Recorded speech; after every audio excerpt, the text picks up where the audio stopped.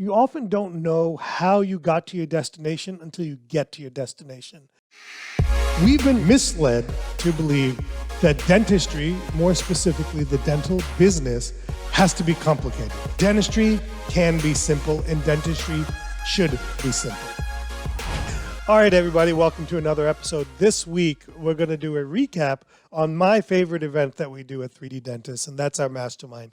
Now, before you're thinking that we're giving you a sales pitch, I want to be clear. We're going to talk about several things that'll be of value to you using the Mastermind as a recap. But before we get to that, I want to turn it over to our lovely co-host in training, Meredith Cooper-Jones. On my third day, everyone. So welcome back to the show. I have a review before we get started.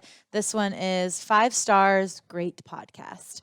I always enjoy listening to the podcast, especially when I'm on the treadmill getting ready for the day. I want to know how they get ready for the day while on the treadmill. Yeah, no joke. Like, that would ruin me. It puts me in the right mindset and has tons of real-world advice that I can apply in my practice. TBONE is awesome. I love hearing that I'm awesome. Now, if somebody could tell my wife, Mona, that I'm awesome, so she would start believing that, or remind her of how awesome I am. That's why she married me. So. Well, I think our Mastermind has a lot of the fundamentals of what we talk about on the podcast. So what is the Mastermind? Yeah, that's a common question. What is and why do I need a mastermind? Look, in dentistry, we spend a lot of time alone. We're surrounded by people that we pay to say yes to us. We're surrounded by other dentists, that maybe they're not as motivated as us. We don't like going to our county or state or local society meetings because, they're living in yesteryear and we're living in, 2022 in modern year. And really the Mastermind is for those dentists who think and want more from their practice, that want a little coaching, that want a proven process to do fewer well-planned visits and do more of the dentistry that they enjoy.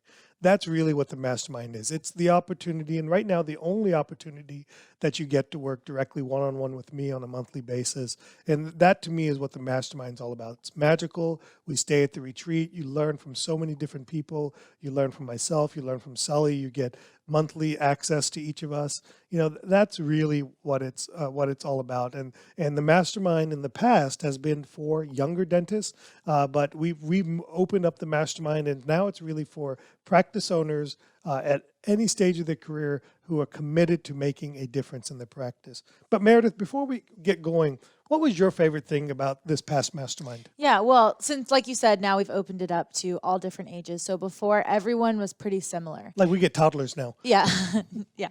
All ages of practice, business, dental owners. But before, everyone had the same problems, right? Everyone was just out of school or had owned their practice less than 5 years. So they we're running into very similar things unless it was a startup versus a practice purchase. So my favorite thing is you come in with all these different problems and then you learn from each other and you pick up pearls and learn that really wasn't your problem and you have the same problem as someone else, even though you're 5-10 years down the road. And then the people who have owned their practice for 10 years are looking at the ones who have just purchased their practice and are like, if only I knew this. Right. When just giving them the confidence to, when you first buy a practice, you're overwhelmed. Yeah. That you don't really know start a practice. The business side of it. And, you're either taking over or starting something that's completely new to you. Yeah. Plus trying to actually practice dentistry. Let's not amazing. forget about that. Yeah, and that's really some of them. We all say that. The magic is that we learn from each other. Yeah. We learn being around each other, the conversations, and really the Mastermind and the retreat take that to a whole new level. So yeah, I'm glad that you noticed that and you mentioned that. Yeah. Yeah. So what do you think was the most common problem people mentioned? So we did the hot seat. Yeah. Let's start with that. We did the hot seat when everyone got in and we said, who are you? What problems are you trying to solve? Yeah. And, a couple other things. So what do you think were people's most conceived problem? What did they think was, how about that? What did they think was their problem? Well, I think the number one thing for probably 75% of the Masterminders was their schedule is their problem. And that is that they're too busy and Then they want to be more productive, but they're too busy. They've got too much going on, and their schedule is turned into chaos. And as some of them have gotten a little bit older, the mid-30s, late 30s, they have kids and they want to be, all these things. So I would say, generally speaking, the schedule was Right. the biggest problem, with that being too busy. We did have several new practice owners. Yeah. So their problem was the schedule on a different side of Right. things. They wanted to have a busier schedule, but they also wanted to build it in a way that was going to be long lasting for them. And then we had several people that walked into a busy schedule because they acquired a practice, and how dealing with the scheduling was a challenge because it's a schedule concept that was built by a previous owner that didn't necessarily fit with where they were trying to take the practice. And some of So- these owners were still there. Yeah, So absolutely. then they also have, to Yeah. take that back to them and let them know, now that I own this is how we're Now that gonna it's run not your things. practice. Yeah. Yeah. So yeah, that was the most common problem I would say that people have.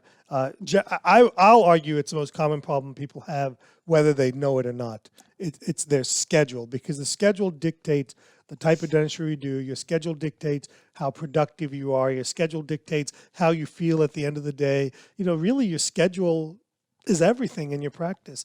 And so everything should be built around building a great schedule for your practice. Yeah, and with that schedule, people think, just squeezing people in, seeing more patients is more productive. Yeah. Really, they're working That's my much treatment harder. coordinator, Megan's favorite line. Can I squeeze them in Yeah, right there? yeah. So we did Yeah. we did what was the most common problem when we asked people what problem they were trying to solve.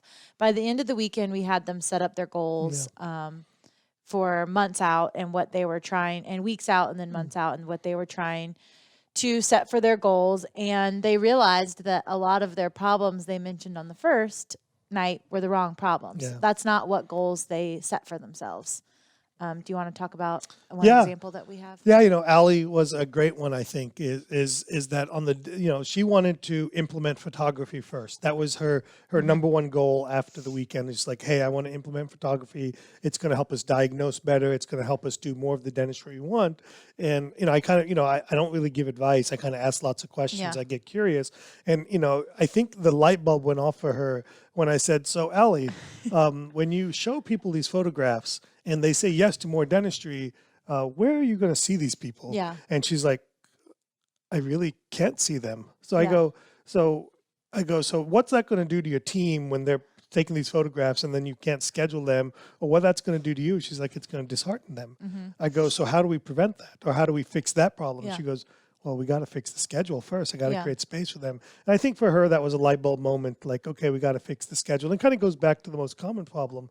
But this is not unusual that our goal, what we think our first goal is, what we don't do is we haven't thought through getting to the goal, what I call the runway. Yeah. And oftentimes we gotta address something else to be able to actually focus full force on whatever our number one priority is.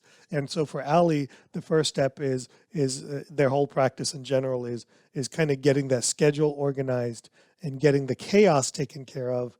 And then you can start adding in. And it's that whole chicken or egg or cart before the Yeah. horse, and it really depends on each individual practice. Like Jessie, for example, she's a brand new practice. Yeah. And so for her, photography is the first thing. Schedule Right. is not the problem. She's got the space. Yeah. But scheduling can also be a problem for her because she's seeing 80 to 100 new patients per month. If she's and not if she blocking. doesn't start blocking right away, the next thing you know, there won't be that many new patients, and Right. she won't have those opportunities to convert into treatment. So it was so interesting to me as we kind of talked through where people wanted to be, and then I started asking the questions about how do we handle this? What if this happens? What do you do here? And it's amazing how they kind of start thinking through it. And what that tells me is we all have it within us, and the skill within us is sometimes we just need somebody to slow us down Right. and ask the questions to get us to solve our own problems. So that to me was kind of one of the most important, one of the most enlightening things that I saw in the Mastermind. And that's not unique to this year. That's kind of in general. Yeah. That's for me as well. Yeah, I can actually think of another example which kind of leads us into our getting ahead and what the process is. But we had a doctor a couple years ago, and she said, she had 4 assistants working with her, and she didn't have an associate yet.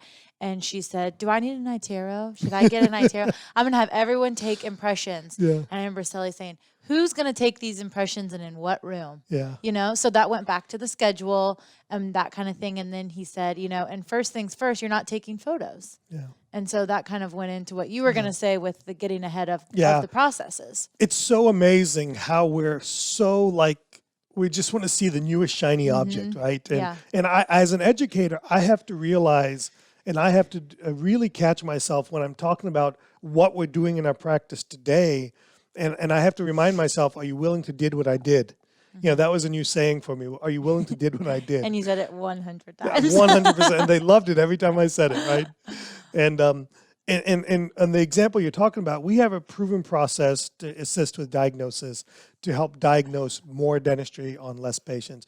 And step 1 is photography. We got to have photos. Step 2 is CBCT. You got to have an unbelievable diagnostic tool. And step 3 is digital impressions, so that you can harness the power of your CBCT and other things that you want to do in your practice. And as soon as I started mentioning that we're starting to take digital impressions in the hygiene department, everybody had questions about that. And I had to remind them, I said, listen, for 18 of my 20 years of private practice, I did not have a digital impression machine in the hygiene room. That is a new thing. And so I said, remember, if you want to did what I did, that's how I got here. Photos are implementable. And on top of that, who's going to go get digital impression machines for every room? Who's going to have the time to get that started and get trained? You can't take digital impressions if you can't take photographs of your patients. You know, it's this logical stepping stone to each of these things. And what happens is, and this is an important point, is you often don't know how you got to your destination until you get to your destination. And I think a lot of times when you have people training and teaching you and guruing you who are at the same level as you or the same place as you, they're only going through what they're doing right now. They don't have a clear path of what worked and how it got there. I know this path. The path was photos, CBCT, and digital impression. Now, what I can tell you is that at some point in time, there'll be another step in this path, but I don't know what that step is until I get there. So I only want to talk about proven things that I know work, that I know are implementable, that I know are scalable, that you can do team-driven. And so CBCT is great, digital impression is great. Nothing is more important than photography. Photography is by far the most important tool that you can have for diagnosis and case acceptance. Yeah. And one of the things that I think, before we get into our last recap of the mastermind, one of the things that I think is cool about the group, saying being at the same level and that kind of thing, is the accountability. And when you get up there and you openly tell people what your problem is and what your goals are and what you want to fix, you'd be surprised how many people are there to support you. Yeah. When you don't share those with people, they can't support you and they can't be there for you to say, so how's this going, or how's that going, or how has this process been? I eventually would like to be there or like to do those things. So it creates accountability within each other. And then our last and probably, I would say, very most important thing is to pre-plan your follow-up success. Yeah. I was really proud of this group, and I think because over time we make it important to us, Yeah. and then they make it we make it important, Yeah. and then they make it happen. I loved how so many people pre-planned follow-up success. And what I mean by that is they pre-plan time with their office manager, they pre-plan time with the whole team, they pre-plan time with their team leads, depending on, what size practice they're at, where they're at. And I always talk about, look, number one, you got to be clear with yourself. Okay, it's your business. So you can't go discuss this like you're going to have your office manager or something like that, right? You got to go in with a plan of what you want. Now, your job, when I talk to, for example, if I want to bring something in, I'll sit down with Kelsey and I'll say, hey, what do you think about this?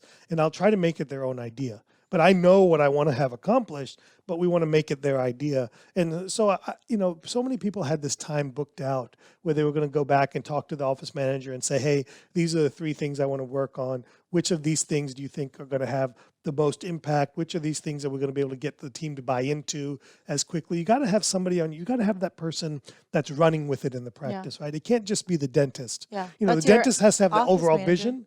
Be like your advocate, right? Yeah, it's got to be an advocate, whether it could be an assistant, it could be a hygienist, it could be an office manager, it could be any number of people, but you got to have somebody that you can kind of do this with. I don't like this idea of hashing it out in front of everybody. It's not a democracy. Yeah. To a certain degree, I know it's not a dictatorship, but it's kind of a dictatorship. Well, I think a lot of people are letting the teams run their practices, and that's kind of Yeah. this mastermind is for them to take a hold of it and, be able to run their practice the way they want it. Yeah. But I think so many don't know what they want or don't know where to start with that. Yeah, and that to me is it's amazing. I actually had this comment once from a team member. They go, they were insinuating or suggesting that it's too dentist focused, and actually, believe it or not, it's not dentist. It's dentist driven, team focused. I drive what I want the practice to be, but then I allow others to thrive because I can't get but so far by myself. And one rap that I often get is it's all about the dentist. And I go, at the end of the day, look, it's my millions of dollars that I put into it, but our team members drive. They lead the vision, right? Yeah, They you can only go drive as far as your weakest link. yeah, so to me, I thought that was fantastic to those that did it, and for all of you, whether you're a mastermind, we'd love to have you be a part of the mastermind, of course. But pre-plan success every time you go to a CE class, every time you listen to one of the podcasts. Plan out that time. It doesn't have to be right away, but it has to be planned. Because I'll get to it. When I get to it, means you never get to it. And it never becomes important. So we love the mastermind. If for those of you that think that you could benefit from a mastermind of being around like-minded peers who are goal-oriented and driven and interested in the process, it's an application process to join the 3D Mastermind. Just visit our website, call Meredith. She can put you through the application and do a strategy call with you to see if you'd be a great fit for our mastermind. We have a limited number of people that we put through each time. And just so you guys know, the price is going up. So lock in your rate for 2022. We had a wait list this time, and it's a great program, and it's something that I really engage in and really enjoy doing. So I'd love to have you be a part of our mastermind. And if you are interested, you can go to 3d-dentist.com/application. And I was bribed with pink champagne the last time. Everybody have a great day. We'll see you next week.